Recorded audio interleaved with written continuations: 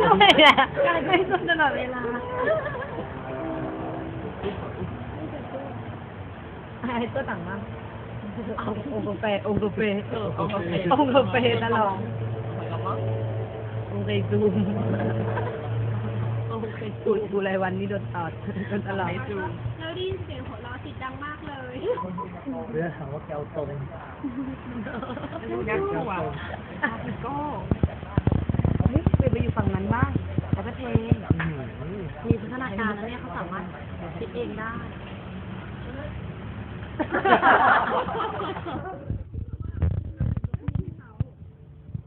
ถ้าตัวเล่นเราก็เล่นเอากาแฟน้ำด้วยน้ำด้วยยังไม่ได้ใส่